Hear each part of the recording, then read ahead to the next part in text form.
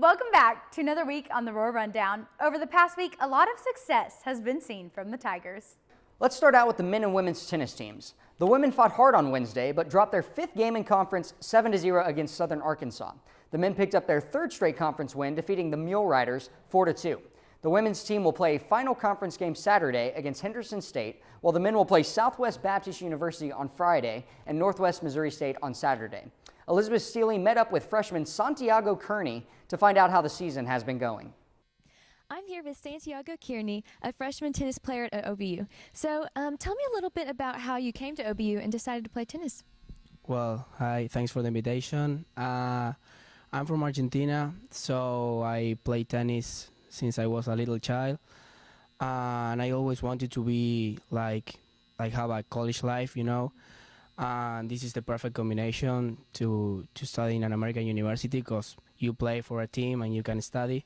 So Coach Ward from here contacted me. He sent me a message to recruit me. So I said, yes, why not? Here I am, enjoying this new experience. That's awesome. Yeah. So tell me what it's been like playing for this team your freshman year. Well, the season is still, so we have played like 8 matches.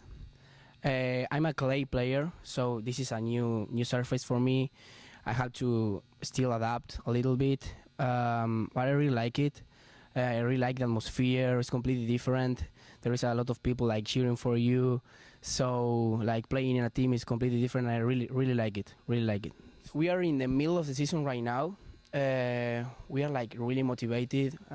We are getting better match by match. We are training hard and pushing ourselves to the limit. So I see like a really positive season in the future, and we think we can make it. The objective right now is to go to the nationals. So yeah, we are really enthusiastic about it. That's awesome. Yeah. Great. So is the nationals what you're looking forward to the most, or? Nationals is where the best teams plays, so we want to be there definitely. So yeah, we are training really hard to get there. Great. Well, looks like you guys are gonna have an awesome season. Yeah, of course. Awesome. Well, that's all we've got today. Back to you guys. The Tiger football team is already preparing for the fall season and released next year's schedule earlier this week. They'll host Harding for Game 1 on their new turf field. Speaking of the turf, Tiffany, didn't you go out to Cliff Harris Stadium to look at all the hype about the turf field? Oh yeah, I did. It's going to be an exciting season for Tiger football. Not only is the 2019 team predicted to do well, but there's also brand new turf in Cliff Harris Stadium. Thanks to a generous OBU alum and his donation, the team now has a new field to play on. Ouachita's baseball team has played 4 games in the past week. They traveled to Ada, Oklahoma and opened up the conference series with a 3-1 win. However, they were unable to continue the win streak, dropping the next 2 games 3-0 and 13-4. On Wednesday, Southern Arkansas got the best of the Tigers in a 10-1 victory. Harding will travel to Rab Rogers Stadium on Sunday and Monday for the next conference games. The Tiger swim team named 4 players to the all-new South Intercollegiate Swim Conference second team. Seniors Noah Day and Alexander Podgazov ended their careers on a high note, while Sydney Parker and Lilia Clark began their Tiger campaigns with the honor.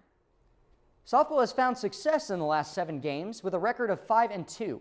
They split the first half of the series against Monticello and will play next Tuesday for the remaining 2 games. They also played the final Battle of the Ravine games against Henderson State on Tuesday, winning the first 2-1, but coming up short in the second 1-0. They swept East Central on Friday and Saturday of this past week with a 2-0, 5-1, and 6-1 victories. Senior pitcher Marissa Butler recorded her second no-hitter of her career in Game 1. Take a look back at the final out.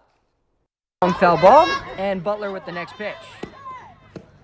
Off speed, strike 3. Game over, and Marissa Butler has thrown her second no-hitter in 2 years. She got one last year. The Tigers will travel to Harding on Sunday and Monday for their next conference games. As many people know, earlier this season, Ouachita lost softball coach Mike McGhee. In his honor, we have put together a memorial video to highlight his legacy with the words of those he impacted most.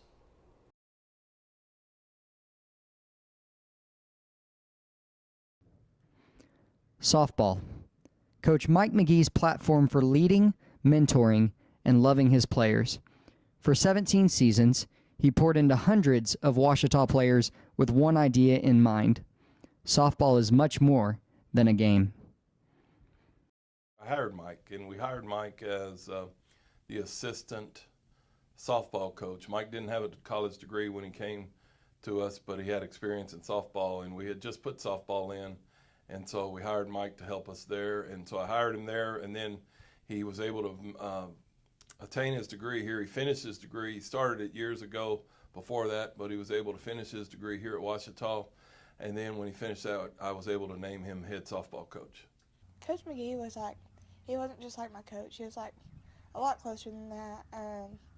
I've known him my whole life pretty much, and so just coming to play with him was kind of like a dream.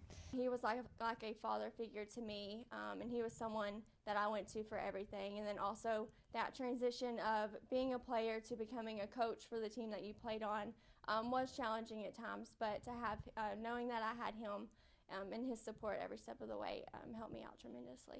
Mike and I were coaches together, but for me personally, he really is a father figure, a best friend, and means the world to me. Coach McGhee was one of the best friends I've ever had, and spent about 16 years, and the only person I talked to more during that time period was my wife Amber, who got to coach with Mike also with cross country in the first couple of years of it. You always knew what Mike was thinking. He was going to tell you the truth. If you didn't want to know, don't ask him. There was a time on the bus where we were going somewhere far away, and we had a karaoke session, and he grabbed the mic and started singing his favorite country song, and we have a video of it now, and it's just great to be able to look back on those memories and remember how fun he was and the kind of man he was. When Mike and I would talk by phone or in person, I think what struck me was how gracious he was, how supportive he was, and how he was always wanting to do what was best for Ouachita. He probably did more with less than any other person. And in fact, the last time we were together, we were dreaming about this field house for softball.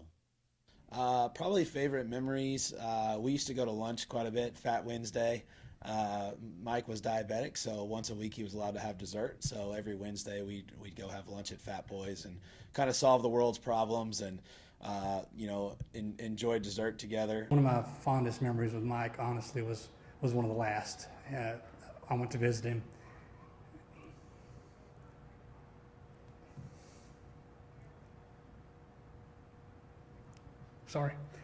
But I went to visit with him, and you always want to be the strong one in a situation like that, but instead he was the one that was encouraging me, and he just kept reassuring me that the probably countless conversations we had over the years about salvation and faith and where we'd be going when this journey ended, he reassured me that he was okay.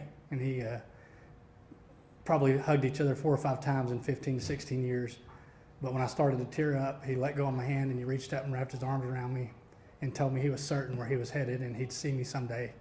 Our relationship with the Lord, and he always made it clear that that is what he put first in his life, and that the Lord is what is going to govern us throughout our lives and where we'll eventually end up. And also just with family, he really made our team feel like a family and really emphasized to us that family is first before anything. And he really made that clear. He made us feel like his own kids, and he was like a dad to all of us, and I'll for sure carry that around with me for the rest of my life. The legacy that Coach McGhee has had on me and the Ouachita community, and just the impact that he's had on my life and many others, will always be remembered. And he was always a true man of his word. If he said that he was going to do something under any circumstances that he was under, he would get that done. And he just cared more about others than he did himself, and that's just something that that is special in my heart, and that I know that the Ouachita community will always remember. I think that he leaves a mark not only from the standpoint of what he expected from his students academically, but the hard work that he expected also. Really, like I say, it was like a father figure, helped me, a young coach really, I think, become more well-rounded and more of a man. I'll forever thank him for that. Well, the fact that he's just a strong Christian man and a strong coach, and that he did the right thing. I would often hear him say, when he was talking about something, hey, just do the right thing. And that's the kind of man that Mike McGhee was. Complete loyalty, what it means to be loyal to somebody, whether you agree or disagree with them. He was always there in every situation. As a friend, when my dad passed away years ago, he was one of the first people I saw when I found out. And again, I told you we didn't hug a whole lot, but he just put his arms around me and like reassured me again that it'd be okay. But he just taught me that you put family first in everything that you do, and then you make sacrifices for the people you care most about. And I watched him do that day in and day out with his family and with his softball players. And oddly enough, with the kids of mine that he got close to, he was always there for them as well. So I'm gonna miss my best friend. Best friend at work. You know, I've been really blessed to be in an office area with the best softball coach we've ever had. So it's hard. It's hard every day to walk by his office and not have him here. But we know he's with us, and you couldn't ask for a more honest and perfect individual. Mike was a very special man and a strong Christian man and a great coach, and it's a great loss for Ouachita. But hey, we know we know where he's at. We know he's in a better place. How many alumni he had touched during his time here, and what a wonderful impact and legacy that is for someone.